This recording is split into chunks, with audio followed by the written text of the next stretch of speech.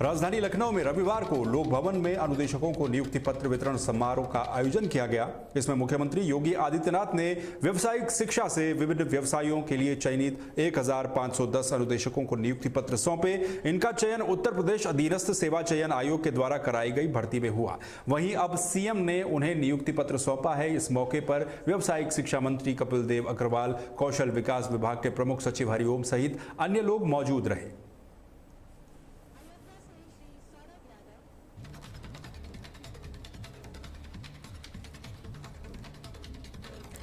वहीं आरएलडी के प्रमुख चौधरी जयंत सिंह ने शामली दौरे के दौरान कई महत्वपूर्ण बयान दिए।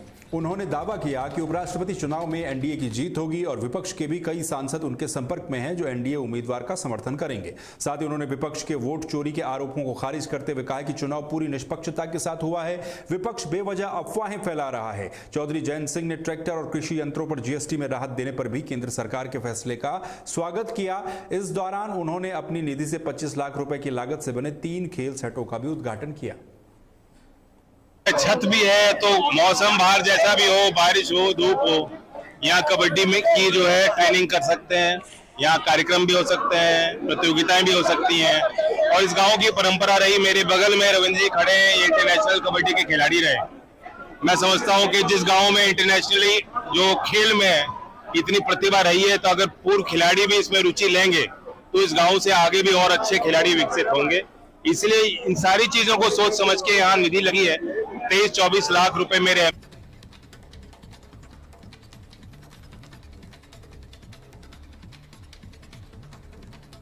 बरेली के एवन अस्पताल में गर्भवती महिला के ऑपरेशन में लापरवाही का मामला सामने आया है। आपको बता दें, ऑपरेशन के दौरान नवजात शिशु की मौत हो गई और डॉक्टरों ने महिला के पेट में कपड़ा भी छोड़ दिया, जिससे गंभीर संक्रमण फैल गया। जिसके बाद पीड़ित परिवार की शिकायत पर जिलाधिकारी अविनाश सिंह ने तुरंत कार्रवाई करते हुए अस्पताल को सीज करने और एफआईआर को दर्ज करने के आदेश दिए। इसके साथ ही सीएमओ की निगरानी में 2 सदस्यीय जांच टीम भी गठित की गई है। सर, मेरी बीबी प्रेग्नेंट थी, डिलीवरी होने का टाइम आया था, मैं इसको हॉस्पिटल लेके पहुंचा। अस्पताल लेके एवन हॉस्पिटल में, ये भोजीपुरा प्लाईवुड फैक्ट्री के सामने है, वहां लेके पहुंचा मैंने डॉक्टर को बताया डिलीवरी होने को है और ऑपरेशन होना है इसका। तो उन्होंने पहले तो नॉर्मल की कोशिश करी, बहुत देर तक नॉर्मल की कोशिश करते करते उन्होंने पेट में बच्चा खत्म मार दिया। पेट दाब हुए जैसे भी था, उन्होंने बच्चा खत्म कर दिया। उसके बाद बोल रहे थे अब ऑपरेशन होगा। ऑपरेशन का तो हमने पहले ही बोला था। ऑपरेशन किया उन्होंने। ऑपरेशन करने के बाद बच्चा निकाला, वो था मरा हुआ सर, अंदर ही खत्म हो गया था। उसके बाद ऑपरेशन में कपड़ा छोड़ के पेट को सिल दिया। 5 दिन तक हमें हॉस्पिटल में भर्ती रखा, दवाइयाँ चलाई, पता नहीं कौन कौन सी दवाइयाँ चलाई उन्होंने। उसके बाद 5 दिन के बाद उन्होंने छुट्टी दे दी, हमें घर भेज दिया। घर आके इसको बहुत ज्यादा तकलीफ हुई, हम इसको फिर दोबारा लेके गए।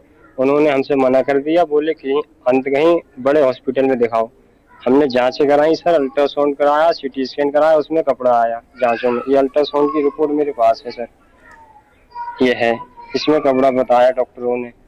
फिर दोबारा ऑपरेशन मैंने कराया गैलेक्सी हॉस्पिटल बीसलपुर चौराहे पे, उसमें डॉक्टरों ने कपड़ा निकाला, उसकी वीडियो मेरे पास है, डॉक्टर की रिपोर्ट मेरे पास है, सब कुछ मेरे पास है। क्या नाम है आपका? नूरजहां। नूरजहां, क्या समस्या है, क्या परेशानी है आपको अपने ऑपरेशन को लेकर? पूरी बात है। हम गए ऑपरेशन के लिए खाली, तो उन्हें 3 तारीख को उन्होंने ऑपरेशन नहीं कराया, डॉक्टर ने पेट दबाया, बच्चे मार दिया। कहाँ गए थे ऑपरेशन कराने? एवन हॉस्पिटल में। कहाँ पर? बहाजीपुरा। फिर उसके बाद क्या समस्या आई, पूरी बात है। उसके बाद पेट में बच्चा दाब दिया, फिर ऑपरेशन करा, तो ऑपरेशन में पेट में बच्चा मरो निकलो, तो कई बच्चा मरो है हुई, तुरंत बता दी। तई फिर ऑपरेशन के बाद कई जेबी ना बचाई, तई पेट में पेट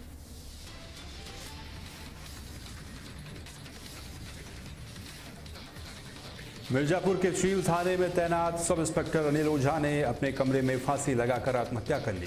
पुलिस के अनुसार अनिल ओझा मानसिक रूप से परेशान थे। घटना की सूचना मिलते ही पुलिस के वरिष्ठ अधिकारी मौके पर पहुंचे और शव को पोस्टमार्टम के लिए भेज दिया। बताया जा रहा है कि उनकी पेंशन की प्रक्रिया चल रही थी, जिसके लिए पारिवारिक सहमति बनाई जा रही थी। हालांकि अभी तक आत्महत्या की वजह का पता नहीं चल पाया है।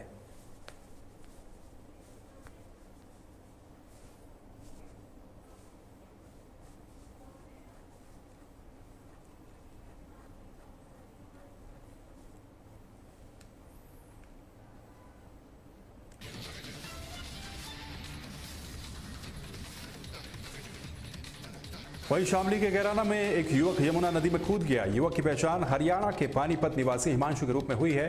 आपको बता दें कि युवक ने कूदने से पहले अपने दोस्तों को सुसाइड का एक मैसेज भी भेजा था। वहीं इस घटना का वीडियो सोशल मीडिया पर वायरल हो रहा है। घटना के बाद एनडीआरएफ की टीम और हरियाणा यूपी प्रशासन मिलकर युवक की तलाश करता रहा, लेकिन युवक का कोई पता नहीं चल पाया।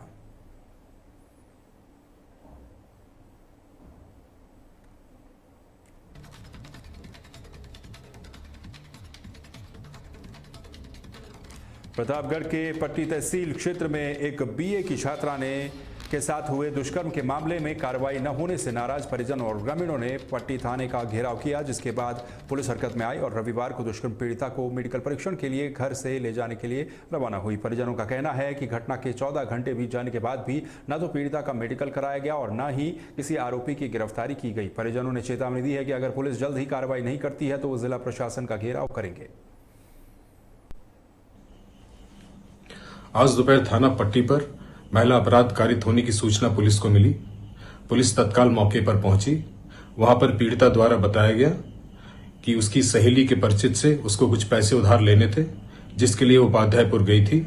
वहां पर अमन और उसके साथी के द्वारा उसके साथ दुष्कर्म किया गया। इस सूचना पर पुलिस के द्वारा तत्काल 70-1 BNS का मुकदमा पंजीकृत किया गया है। अभियुक्तों की गिरफ्तारी के लिए 4 टीमें गठित करी गई हैं। शीघ्र ही अभियुक्तों को गिरफ्तार कर उनके विरुद्ध कठोर से कठोर कार्रवाई की जाएगी।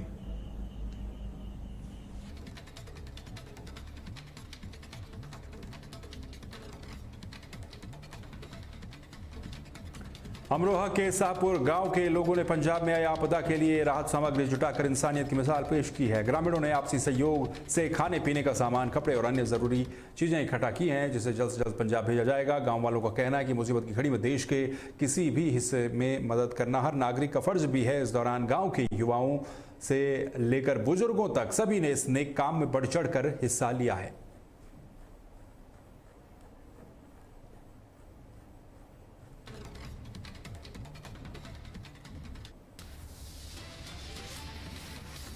उत्तर प्रदेश की खबरों में फिलहाल के लिए बस इतना ही। बाकी खबरों के लिए आप बने रहिए तहलका डिजिटल के साथ। नमस्कार।